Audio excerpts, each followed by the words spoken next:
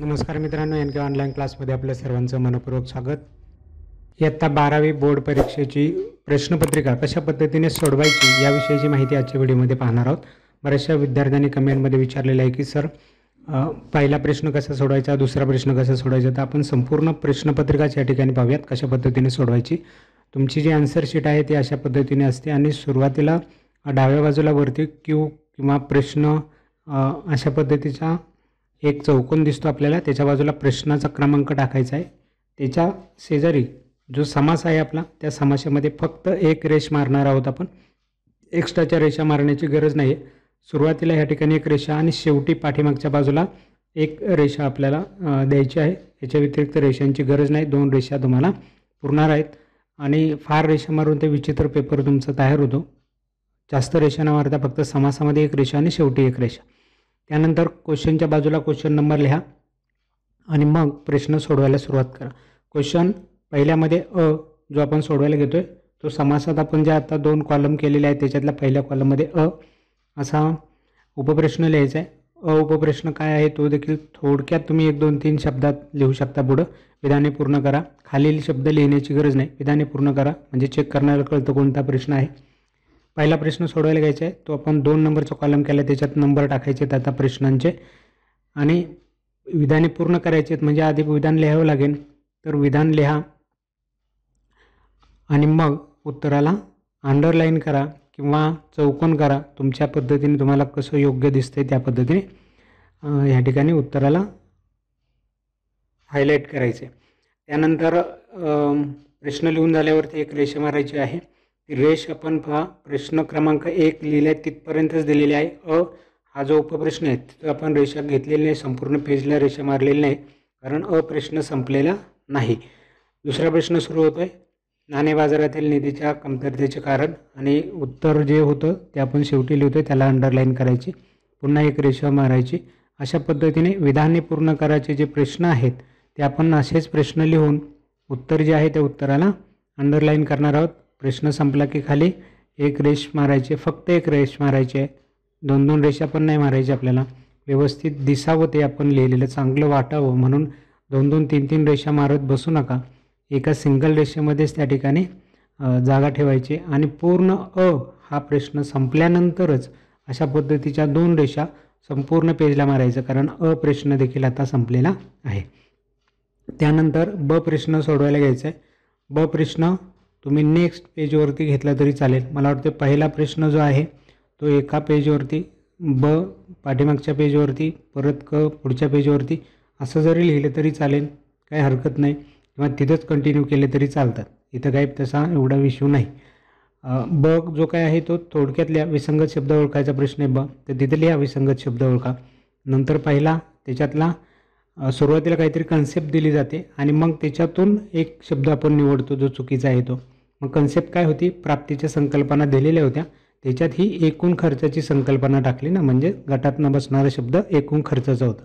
बाकी सगळ्या प्राप्तीच्या संकल्पना होत्या त्या आपण लिहिल्या नाहीत. मग गटातनं बसणारा शब्द कोणता, एकूण खर्च. तर तो कशाच्या संदर्भात आहे ते लिहून त्याच्यासमोर तो शब्द लिहा म्हणजे व्यवस्थित कळतं की उत्तर कसलं लिहितो आपण. त्यानंतर पुन्हा एक रेष मारायची, एक ओळ सोडायची. दुसऱ्या प्रश्नात जे गटात बसत नाही ते पुढं लिहितो आपण. तिसरा प्रश्न एक रेष द्यायची. चौथा प्रश्न घ्या, एक रेष द्या. 5वा प्रश्न घ्या आणि पुन्हा एक 5वा प्रश्न झाल्यावर संपूर्ण प्रश्न संपतो. तर 2 रेषा आपल्याला या पद्धतीने द्यायच्या आहेत. 2 रेषांची गरज आहे. त्यानंतर जाऊयात उपप्रश्नाकडं. उपप्रश्न आहे आर्थिक पारिभाषिक शब्द लिहा. तर पारिभाषिक शब्द लिहा असं म्हटलं तरी तुमचं काम होणार आहे त्या ठिकाणी. आता ह्या प्रश्नामध्ये बाकीचं काही लिहिण्याची गरज नाही, डायरेक्ट तुम्ही उत्तर लिहू शकता. पहिल्याचं उत्तर, दुसऱ्याचं उत्तर, तिसऱ्याचं उत्तर, चौथ्याचं उत्तर आणि 5व्या प्रश्नाचं उत्तर. 5 प्रश्न झाले की आपण डबल रेषा मारणार कारण हा प्रश्न संपलेला आहे. तुम्ही व्यवस्थित पहा कशा पद्धतीने आपण प्रश्न सोडवतो आहे. त्यानंतर जाणार आहोत प्रश्नाकडं. आहे विधाने व तर्क प्रश्न. असा पूर्वीचा प्रश्न होता. तुम्हाला काय येईल त्यानुसार ते तुम्हाला लिहावं लागेल. याच्यामध्ये पहिल्या प्रश्नाचं उत्तर होतं पर्याय क्रमांक क आणि जो काही पर्याय क्रमांक क होता ना तो त्या पर्यायाच्या क्रमांकासह आपण लिहिलेला आहे. ते नेहमी लक्षात ठेवा. पर्यायाचा फक्त जो काही भाग आहे तो न लिहिता पूर्ण पर्यायाच्या क्रमांकासह उचलून उत्तर लिहायचे. एक रेष देऊयात. नेक्स्ट दुसरा प्रश्न सोडवायला घेतला, त्याचं उत्तर ड मध्ये होतं, तर ड सह ते पर्याय आपण लिहितोय. त्यानंतर 3चा क होता, 3 सह पर्याय आहे. 4चा ब हे पर्याय होता, तर ब सह आपण त्याचं सगळं उत्तर लिहिलेलं आहे. आणि 5वा क हे पर्याय क्रमांक आहे. फक्त अ ब कडे लिहू नका किंवा फक्त पर्याय लिहू नका, त्या पर्यायाचा क्रमांक आणि पूर्ण पर्याय या ठिकाणी अपेक्षित आहे तर्कसंगत प्रश्नांना. 5 प्रश्न झालेत. रेषा मारा. इथं आपला पहिला प्रश्न पूर्ण होतोय. पुन्हा आपण जाणार आहोत दुसऱ्या प्रश्नाकडे. दुसरा प्रश्न इथं लिहा वरती आणि मग त्याच्यातला अ प्रश्न सोडवायला घेतला आहे, संकल्पना ओळखून स्पष्ट करा. त्यामध्ये पहिला प्रश्न आपल्याला सोडवायचा आहे. तर त्यामध्ये संकल्पना ओळखायची होती, तर संकल्पना नाव लिहा आणि त्याच्यासमोर ओळखलेली संकल्पना लिहा. त्यानंतर खालच्या ओळीला स्पष्टीकरण म्हणा, कारण ओळखायची स्पष्ट करायची. तो संकल्पना ओळखलेली वरच्या लाईनमध्ये असेल आणि त्याचं स्पष्टीकरण आता आपण खाली करणार आहोत. स्पष्टीकरणामध्ये 2 आपण मुद्दे लिहिणार आहोत. एक, ओळखलेल्या संकल्पनेची व्याख्या. तर क्रमांक द्या त्याला पहिला, आणि तो क्रमांक इकडं प्रश्नांच्या क्रमांकाच्या कॉलममध्ये लिहायचे नाहीत. पहिले समासामध्ये ते जो 2 कॉलम केलेत त्याच्यामध्ये पहिला क्रमांक हा उपप्रश्नासाठी आहे आणि त्याच्यातला कोणता प्रश्न सोडवायला घेतला आहे त्याच्यासाठी दुसरा क्रमांक आहे, कॉलम आहे. आणि बाकीचे जे पर्यायाचे आपण क्रमांक लिहिणार आहोत ते जिथं उत्तर लिहितो तिकडेच लिहायचे आहेत, ते इकडे घ्यायचे नाहीत. आता पहिली मी सांगितले व्याख्या लिहायची, तर अशा पद्धतीने व्याख्या लिहिली. आणि दुसऱ्या मुद्द्यामध्ये वरील उदाहरणात देखील तशाच पद्धतीचे जे व्याख्यात सांगितले तसं कसं दिसते ते तुम्हाला समजून सांगायचे. इथं तुमचं हे स्पष्टीकरण पूर्ण होतं. अशा प्रकारे तुम्हाला उत्तर अपेक्षित आहे संकल्पना स्पष्ट करायचं. असं जर उत्तर लिहिलं तर 2 पैकी 2 मार्क तुम्हाला या ठिकाणी मिळणार आहेत. 1 मार्क संकल्पना ओळखायला आणि स्पष्टीकरणाला 1 मार्क आहे. तर असं लिहिलं तर तुम्हाला 2 पैकी 2 मार्क मिळू शकतात. आता इथेही आपण एकच रेष देणार आहोत. पूर्ण रेष पेपरला पण नाही दिलेली, कारण एकच प्रश्न संपला आहे. दुसरा प्रश्न आपण सोडवायला घेतला एक ओळ सोडून. दुसऱ्या प्रश्नाची संकल्पना ओळखली, त्यानंतर खालच्या ओळीला स्पष्टीकरण मुद्दा टाकला. परत आपण त्या ओळखलेल्या संकल्पनेची व्याख्या लिहिणार आहोत आणि वरच्या उदाहरणात ते कसं दिसून आलं ते लिहिणार आहोत आणि उत्तर संपलं की रेष देणार आहोत. असं तिसऱ्याही प्रश्नाच्या बाबतीत आपण करतोय. चौथाही प्रश्न आता इथं 3च सोडवायचे आहेत. मी सगळे प्रश्न सोडून दाखवले तुम्हाला.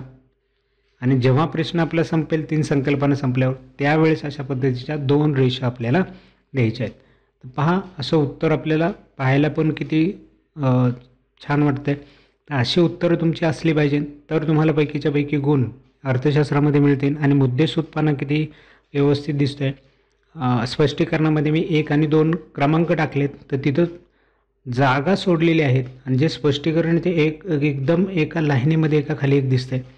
असं जर तुम्ही लिहिलं तर खूप छान पेपर तुमचा असणार आहे. यानंतर आपण जाणार आहोत ब या उपप्रश्नाकडे. ब उपप्रश्न फरक स्पष्ट करा. तर हा प्रश्न लिहिण्याची गरज नाही, कारण पाहिल्यावरतीच प्रश्न कळत असतो की हा प्रश्न फरकांचा आहे. याच्यात 3 कॉलमची गरज असते. मुद्दे आणि दिलेल्या 2 संकल्पना वरती लिहायच्या आहेत हेडिंगमध्ये. आणि मग आपल्याला व्याख्या किंवा अर्थ लिहायचा आहे. ज्याच्या व्याख्या असेल त्याचा व्याख्या, व्याख्या नसेल त्याचा अर्थ लिहायचा. मग पहिल्या संकल्पनेचे जिथं महत्त्वाचे शब्द आहे त्याला अंडरलाईन देखील करू शकता तुम्ही. तिथून चेक करण्याचं लक्ष जातं की याला कन्सेप्ट कळलेली आहे की नाही ते, तर ते करू शकताय तुम्ही. त्यानंतर पहिला मुद्दा संपला की एक रेष मारायची, ती पण कुठं आणि कुठपर्यंत मारली पाहून घ्या. त्यानंतर दुसरा मुद्दा लिहायचा. दुसरा मुद्दा झाल्यावर पुन्हा एक रेष मारायची आपल्याला आणि मग तिसरा मुद्दा या ठिकाणी घ्यायचा. तर ज्या प्रश्नांमध्ये आकृत्या असतील त्यांच्या आकृत्याच काढा. ज्या प्रश्नांमध्ये सूत्र असतील त्यांची सूत्र लिहा. काहीतरी एक मुद्दा असतो तिथं किंवा चार्ट असतो, तर तो महत्त्वाचा मुद्दा आहे, त्याच्यावरती भर द्या आणि त्या मुद्द्याद्वारे स्पष्ट करण्याचा प्रयत्न करा. तर असे 3-3 मुद्द्यांचे फरक तुम्हाला लिहायचे आहेत. प्रत्येक याच्यामध्ये अर्थव्याख्याचा पहिला मुद्दा, दुसरा एक मुद्दा आणि तिसरा एक मुद्दा. 3-3 मुद्द्यांचे आपण 3 फरक अर्थशास्त्रामध्ये लिहित असतो. तर 3-3 मुद्दे तयार करून ठेवा. फरकांचे प्रश्न देखील आपण अपलोड केलेले आहेत. कोणते फरक येणार आहेत ते मी सांगितलेले आहे. त्याच्यापेक्षा बाहेरचे फरक येणार नाही आहेत. ते सगळे फरक करून घ्या. 3 मुद्दे त्यांचे शोधून घ्या, नक्कीच तुम्हाला त्याचा फायदा होईल. अशा पद्धतीने 3 मुद्द्यांचे फरक या ठिकाणी लिहायचे आणि फरक तुम्ही अशा पद्धतीने स्पष्ट करायचे. त्यानंतर आहे प्रश्न तिसरा, थोडक्यात उत्तरे लिहा. 3 शब्दात बसतो बघा प्रश्न, फार काही लिहिण्याची गरज नाही, शॉर्टकटमध्ये. त्याच्यातला पहिला प्रश्न सोडवायला घेतला आहे अबकडं नाहीची. आता पहिल्या कॉलममध्ये आपलं काही येणार नाही, दुसऱ्या कॉलममध्ये नंबर टाकणार आहोत. सूक्ष्म अर्थशास्त्राचे महत्त्व आहे. हा प्रश्न देखील पूर्ण लिहिण्याची गरज नाही, कोणती कन्सेप्ट आणि तिच्या संदर्भात काय विचारलं एवढं जर लिहिलं तरी तुमचा प्रश्न कळून जातो. तर ते लिहा सुरुवातीला. सूक्ष्म अर्थशास्त्राचे महत्त्व आहे म्हणजे चेक करण्याला कळतं की महत्त्व स्पष्ट करा असा प्रश्नच नाही. मग व्याख्या लिहा सुरुवातीला त्या संकल्पनेची, 4 मार्काचा प्रश्न आहे. आणि मग महत्त्व विचारलं तर महत्त्व, वैशिष्ट्य विचारले तर वैशिष्ट्ये. त्यानंतर मुद्दा घ्या. आता मी पहिला मुद्दा घेतला आहे पण त्याचा क्रमांक कुठे लिहिला आहे, महत्त्व लिहिताना एक ओळ सोडली, मग तो मुद्दा लिहिला. तो मुद्दा लिहिल्यानंतर डायरेक्ट त्याच्या पाठीमागं लिहायला सुरुवात नाही केली, खालच्या ओळीला केली. खालच्या ओळीला करताना एक थोडीशी जागा सोडलेली आहे. का सोडली? कारण मला जे स्पष्टीकरण करायचे ते मी थोडीशी जागा सोडून त्या मुद्द्यांचे क्रमांक बरोबर मला एका खाली एक दाखवायचे आहेत चेक करणाऱ्याला. त्यामुळं स्पष्टीकरण मी नेहमीच थोडीशी जागा सोडूनच करणार आहे. तर अशा पद्धतीचे तुमचे हे मुद्दे दिसायला हवे स्पष्टपणे, प्रत्येक मुद्दा क्लिअर दिसायला हवा. मुद्दा संपला की एक ओळ सोडायची, मुद्द्याचा क्रमांक आणि मुद्दा लिहायचा, त्याच्या पुढं लिखाण करायचं नाही. खालच्या ओळीला थोडीशी जागा सोडून, जागा किती सोडायची, वरचा मुद्दा जिथून लिहायला सुरुवात केली ना त्याच्याच अगदी खाली बरोबर लिहायला सुरुवात केली की ऑटोमॅटिक तुमचे हे पेपरमध्ये स्पष्टीकरण व्यवस्थित दिसतं. आता इथं 4 मुद्दे अपेक्षित असतात, 4 मुद्दे स्पष्टच करायचे. मला वाटते तुम्ही एखादा मुद्दा एक्स्ट्रा स्पष्ट करावं म्हणजे जर काही चुकलं तर प्रॉब्लेम येणार नाही. आणि उरलेले मुद्दे जे तुम्ही पाठ केलेत ते फक्त त्यांचे मुद्देच लिहायचे, स्पष्टीकरण करायचे नाही. 4 मार्काच्या प्रश्नामध्ये जास्तीत जास्त 5 मुद्द्यांचं स्पष्टीकरण करा. उरलेले मुद्दे फक्त मुद्द्यांचे जे काही मुद्दे आहेत तेच मुद्दे लिहा आणि जे 4 किंवा 5 मुद्दे स्पष्ट करतात ते जास्त मोठ्या प्रमाणात स्पष्ट करा. तर हा फॉर्म्युला लक्षात ठेवा. अशा पद्धतीने तुम्हाला तो सोडवायचा आहे. इतर कोणता दुसरा मुद्दे नसलेला प्रश्न आला की त्याच्यामध्ये 4 टप्पे तयार करा उत्तराचे. जसं इथं मी सुरुवातीला लवचिकता मोजण्याची गुणोत्तर पद्धत आहे तर त्या पद्धतीविषयी माहिती दिली, नंतर सूत्र दिले ते पण व्यवस्थित लिहिले, चौकोन केला आहे, त्याला बॉक्स केला आहे, नंतर उदाहरण घेतलं आणि उदाहरण टेबलमध्ये घेऊन ते स्पष्ट करून दाखवले. असे 4 मुद्दे होतात आणि 4 मुद्द्यांद्वारे आपल्याला 4 मार्क मिळतात. वैशिष्ट्यांचा प्रश्न आहे तर पुन्हा व्याख्या, मग वैशिष्ट्ये आपण घेणार आहोत. वैशिष्ट्यांमध्ये कमीत कमी 4 आणि जास्तीत जास्त 5 वैशिष्ट्ये स्पष्ट करायची. आणि या प्रश्नामध्ये 6च आहेत म्हणून मी सगळे प्रश्न त्या ठिकाणी स्पष्ट केले. चौथा प्रश्न, नाणे बाजाराच्या समस्या. नाणे बाजाराच्या समस्या, सुरुवातीला नाणे बाजाराविषयी माहिती दिली मी, त्यानंतर समस्या घेतल्यात, समस्या क्रमांक टाकून स्पष्ट करून आपण त्या लिहितो आहे. कशा पद्धतीने ते मुद्दे तयार होतात पहा. मी म्हटलं इथं तुम्ही कमीत कमी 4 जास्तीत जास्त 5 पण करू शकताय. आणि वाटलं एखाद्याला नाही मला 4च करायचं तर 4चे जे स्पष्टीकरण आहे ते व्यवस्थित मोठ्या पद्धतीने एक 4-5 लाईन तरी प्रत्येकाच्या स्पष्टीकरणात कमीत कमी यायला हवेत आणि मग उरलेले मुद्दे लिहा. अशा पद्धतीने तुम्हाला हे प्रश्न सोडवायचे आहेत. अपवाद विचारलेले घटत्या सीमांतोपयोगितेचे तर इथं तुम्ही नियम देखील लिहू शकता. काय लिहायचं तर आता कारण त्याची व्याख्या नसते अपवादांची, मग नियम सांगा आणि त्या नियमाचे अपवाद आपण स्पष्ट करतो तर अपवाद अशा पद्धतीने खाली लिहा. तर हे अशा पद्धतीने एक सिस्टमॅटिक पद्धतीने उत्तर लिहिण्याची पद्धत आहे. 5 मी सांगितलं कमीत कमी करा आणि उरलेले असतील तर ते खाली लिहा. यानंतर आहे प्रश्न चौथा, सहमत आहात किंवा नाही. ते पण आपण 4 शब्दात बसवले. पहिला प्रश्न घेतला आहे, पुरवठ्याच्या नियमाला कोणतेही अपवाद नाही. हे वाक्य मात्र संपूर्ण व्यवस्थित लिहायचं. सहमतचे वाक्य लिहायचीच आहे आपल्याला आणि नंतर खालच्या वेळेला सहमत आहात की नाही ते लिहा. खालच्या वेळेला एक वेळ सोडली तरी चालेल कारणांसाठी, कारण पुरवठ्याच्या नियमाला आता हे पुढं लिहित नाहीत बरेचसे विद्यार्थी, कारण म्हणतात आणि लगेच नंबर टाकून कारणं लिहायला सुरुवात करतात. पुरवठ्याच्या नियमाला कोणते अपवाद नाही, चुकीचे विधान आहे म्हणून मी म्हटलं मी सहमत नाही. आणि कारण काय म्हटले पुढं, पुरवठ्याच्या सिद्धांताला पुढील अपवाद सांगितले जातात म्हणून आपण सहमत नाही ना. तर ते इथं कारण काय आहे ते पुढचं वाक्य कंप्लीट करायचं आणि मग ते जे खालील अपवाद सांगितले जातात, पुढील अपवाद सांगितले जातात, जे सांगितलेत ते तुम्ही अशा पद्धतीने लिहायचे आहेत. इथं किती लिहायचे आहेत? 3 मुद्दे लिहायचे. 4 पण गरज नाही, 3 मुद्दे स्पष्ट करा आणि उरलेले जे आहेत ते तसेच शब्द लिहून साईडला मुद्दे लिहा आणि मग एक रेष द्या. पुढचा प्रश्न सोडवायला घ्या. सेम तीच मेथड आपल्याला वापरायची. काही ठिकाणी पहा असे मुद्दे नसतात. मग मुद्दे नाही तर काय करायचं? पॅरेग्राफ करायचा का? अजिबात नाही. जरी त्या ठिकाणी तुमचे मुद्दे नसतील तरी लिहिताना मात्र कारणांचे 3 क्रमांक पाडूनच लिहायचे आहेत, क्रमांक तयार करूनच लिहायचे आहेत. त्यामुळे क्रमांकाशिवाय इथं कुठलंही उत्तर तुम्हाला लिहायचं नाही. अशा पद्धतीने उत्तर लिहा. पॉईंट असतील तर बेस्टच आहे, नसेल तर तुम्हाला पॉईंट तयार करून उत्तर लिहायचे. असे जर तुम्ही उत्तर लिहित असाल तर नक्कीच तुम्हाला पैकीच्या पैकी 4 पैकी 4, 2 पैकी 2, 3 पैकी 3 असे मार्क जे आहेत मिळणारे ते मिळू शकतात. शेवटचा प्रश्न आहे बघा. याच्यात मी म्हटलं इथं की तुम्हाला मुद्देच नाही आहेत. मुद्दे नाही तर मी क्रमांक टाकलाय पहिला, त्याची सगळी माहिती लिहिली, एक ओळ सोडली. इथे एक ओळ सोडली तर चालेल का? चालेल. 3 कारणांसाठी 3 अशा पद्धतीच्या ओळी सोडून देखील तुम्ही 3 कारणं लिहिली तरी चालेल, कारण तुम्हाला कारणांना 3 मार्क आहेत. 3 मार्क देण्यासाठी ते असावं त्या ठिकाणी स्पष्ट दिसत असावं. त्यानंतर क्वेश्चन 5 आहे, तक्ता आकृती उतार्याचं आहे. तर इथे मी सांगितलं की तुम्ही उताराचा प्रश्न सगळ्यांनी कंपल्सरी सोडवला तर त्याच्यात मार्क हमखास मिळू शकतात असे प्रश्न आहेत. तर उतार्यांचा एक प्रश्न घ्या. तक्ता आकृतीत तुम्हाला कोणता सोपा वाटतोय तो प्रश्न घ्या. तक्त्यावरून जर असा प्रश्न असेल तर तो सोडवायला फार सोपा असतो. खाली कॅल्क्युलेशन करून फक्त तुम्हाला उत्तरं लिहायची असतात आणि ते कॅल्क्युलेशन करून कशी करायची आपण ऑलरेडी ह्या सगळ्या तक्त्यांचे व्हिडिओ अपलोड केलेले, ते पाहून घ्या. त्याच्या बाहेरचा तक्ता येणार नाही. आणि आला तर मग तो प्रश्न सोडून द्यायचा, आकृतीचा प्रश्न घ्यायचा. आकृत्या कोणत्या येणार आहेत ते पण सांगितलेलं आहे, तर ते प्रश्न क्लिअर करा.